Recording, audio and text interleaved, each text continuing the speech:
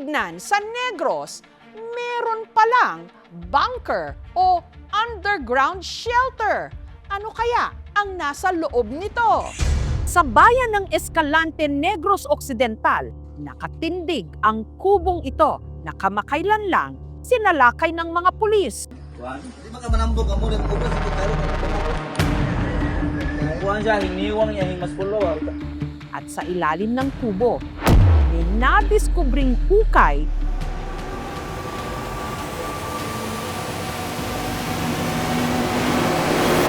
na tila ginawa raw lungga. Parang unfinished pa yung tunnel. Ano ang lihim na nakatago sa di umano bunker? Ang hukay may lawak na 5 metro kwadrado. Nasa 15 feet naman ang lalim nito. Hindi na basta-basta yung hukay. Parang taguan na. Ang tinderang si Rosalinda naniniwalang bunker o taguan ito at kilalang kilala raw niya kung sino ang di umano gumawa ng hukay na ito at dito rin nagtatago. Walang iba kundi ang lalaking nanloko raw sa kanya, si J.R. Escares.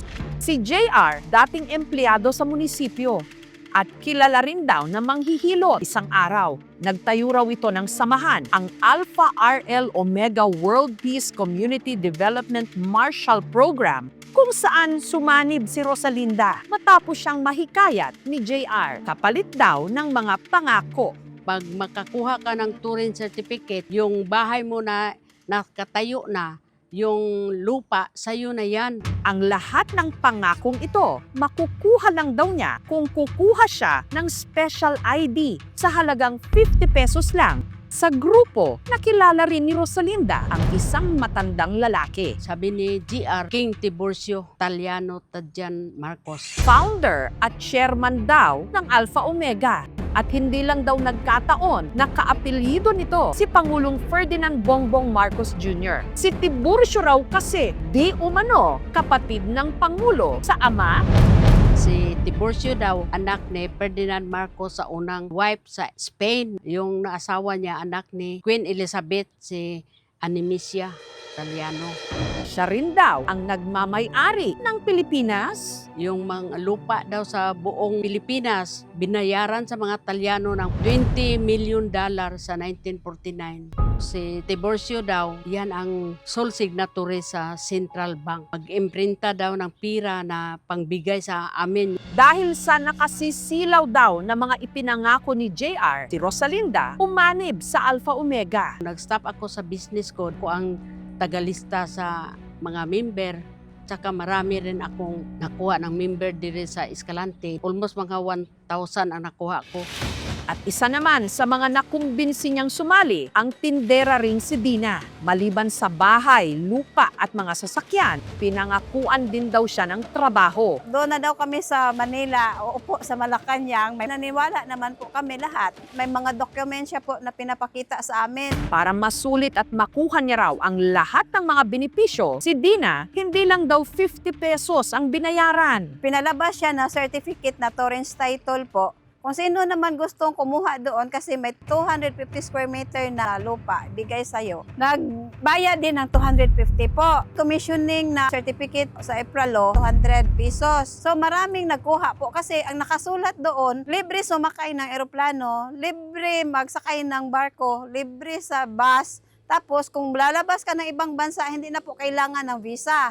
Dumami na yung tagpa-member, sabi niya gawin na lang ng 100 every member. Dumami na rin yung koleksyon. Pero ang ipinagtaka raw ni Dina, ang mga nalikom nilang pera, ipinadala raw nila kay Tiburcio. Mamigay nga ng pera, tapos kita pa ang magpadala doon. Kaya sabi niya, wag ka na maraming daldal sis, padala na doon kasi kailangan natin majesty ng pera. Nakapadala din po ako ng 50,000. Isa rin sa mga na-recruit sa Alpha Omega, si Lilibeth, na hinatak din sa samahan. Halos lahat daw ng kanyang mga kamag-anak. Yung kapatid ko, mga anak ko, mother-in-law ko, sister-in-law. Kasi ang sabi niya sa amin, mas malaki yung babalik sa amin daw. Promise ng promise, itong buwan na ito, may pera na tayo. Wala naman.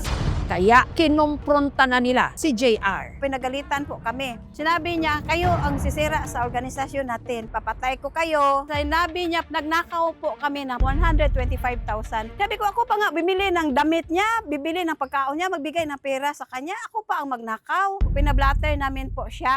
Si Rosalinda naman agad humingi ng tulong sa abogado. Sabi ko, attorney, pwede ba wag lang ako isali? Isa rin akong biktima na pinangakuan na hindi nakatanggap. Nag-order po na i-arrest ito pong suspect dahil po sa 6 counts na syndicated estafa under Article 315 of the Revised Penal Code. At nito ngang August 13, nagtungo ang mga otoridad sa kubo na itinuturong pinaglulunggaan ni JR. Pagdating nila doon, yung suspect is allegedly nagtago. Sinerge nila yung area. At doon nila nadiskubre na sa loob ng kubo may hukay.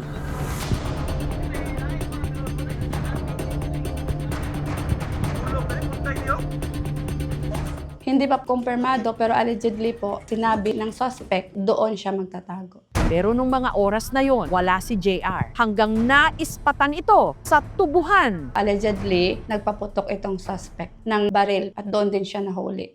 Ano kaya ang mga ilalahad ni JR sa kanyang grupo? Bunker o taguan nga ba niya ang hukay sa ilalim ng kubo? Ang mga pera, ma'am, nasa kanya, ma'am. Baka doon niya, ma'am, nilagay. At ang mga hinahanap na perang kinuha ni JR sa kanyang mga miyembro, sa bunker nga ba niya itinago? Babain na natin ang mismong bunker ng sinasabing mangbubudol ng Negros Occidental sa aming pagbabalik.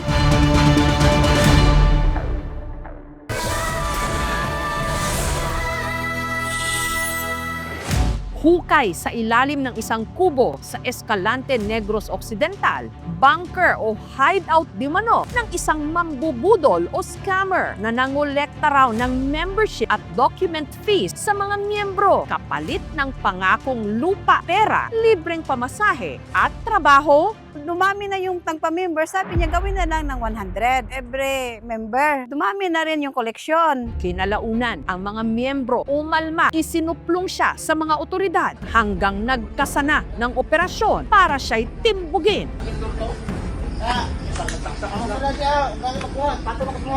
Patong na mo ha. Hanggang nahuli. Ang suspect na si JR, inabutan naming nakakulong na sa Escalante City Police Station nito lang Huwebes. Hindi po ako nagre-recruit. Wala naman ako pong inihingi. Kung gusto kayo magpa-member nito, kayo ang magpapagawa ng identity ninyo. Ang problema, ma'am, dahil ako ang team leader sa Negros, ako daw ay namimera sa mga mahihirap. Bibigyan daw sila ng lupa, bahay, sasakyan, pera. Hindi po ako, ma'am, ang nagsabi niyan, kundi ang mga organizer na pumasok sa akin para makakolekta po sila ng pera. Sinungaling. Siya naman ang nag-utos sa amin na mag-recruit kami. Magalit pa nga siya pag minsan pag wala ng pira. Yung mga dokumento po na ini-issue ng grupo nila ay wala pong visa. Hindi po magagamit sa anumang transaksyon. Patong-patong ang mga haharapin niya ngayong kaso. 12 to 20 to 40 years na imprisonment. Non-bailable po yun. Another case, attempted homicide and direct assault sa 12 to 15 years of imprisonment. Pero ang tanong pa rin ngayon, nasan na ang mga perang nakulimbat niya sa kanyang mga miyembro? Pinuntahan ng aming team ang lupang kinatatayuan ng kubo na pag-aari ng mag-asawang Pantalyon at Marlin. Wala may extension, ma'am, nga amo asyang taguan. Wala po may extension nga amo asyang tabangan. Ayon sa kanila, ang hukay hindi raw talaga bunker, kundi dati raw ulingan. Paanan big tubig dito sa among area. Nga itpit, anak asawa ko, undangin nyo na kay base, kung mahulog ang kabataan, dira, may problema pa ta. Kaya laking gulat daw ni Marlin nung bigla na lang may mga sumugod na mga armadong lalaki sa kanilang bahay. Nakuyawan jud ko, ma'am, na kulbaan ko, ma'am. Dili na tinuod jud, ma'am, nga taguanan ni GR. May nakuha daw na pira sa paghuli nila doon sa Sambulong. Doon sa ginawa nilang balon. Para magkaalaman na ang aming team, pinahintulutan ni na Pantalyon na suyurin ang bunker.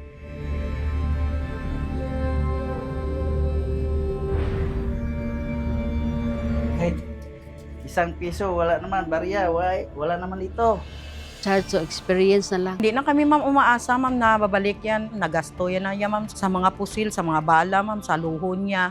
Yung mga kababayan po natin na nasa liblib na lugar, nagiging biktima dahil yung kaginhawaan na kayang ibigay ng ating Estado ay malayo po sa kanila. Huwag po tayong maniwala sa easy money. Dapat i-verify muna nila, may permit ba ito, legal ba ito. Pumunta sa mga station, magreklamo. Ang importante lang ma'am, nasa jail na siya ngayon. Bayaran niya yung niloko niya sa mga tao.